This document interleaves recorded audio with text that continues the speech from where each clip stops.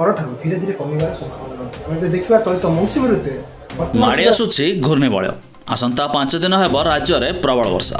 तेज यही समस्त जिला मानक आंचलिक पाणीपाग केन्द्र पक्षर जारी है येलो वार्निंग। आसतु संपूर्ण अपडेट नजर पकाइबा ता पूर्व वीडियो को लाइक करंतु सब्सक्राइब करना एवं सब्सक्राइब करी पाखर थिबा घंटी चिन्ह को दबाई दिंतु। बंगोपसागर में आसंता काली एक घूर्णिबलय सृष्टि होबार संभावना रही। एने आंचलिक पाणीपाग विज्ञान केन्द्र पक्षर सूचना दिखाई। फल घूर्णिबलय प्रभाव में राज्य में आसंता 5 दिन हेब प्रबल वर्षा। तेज बिजुली घड़घड़ी सहित 30 ରୁ 40 किलोमीटर बेगर पवन बेबार अनुमान कराई।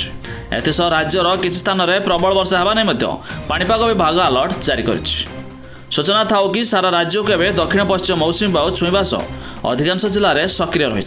फल से सबु अंचल में वर्षा लगी रही। तेज आसंता काली अर्थात खोर्धा, नयागढ़, गंजाम, बौद्ध, कंधमाल, रायगड़ा, कलाहांडी, झारसुगुड़ा और सुंदरगढ़ में प्रबल वर्षा होबार संभावना रही। एथिपाई यह सब जिला को येलो वार्निंग जारी कराई।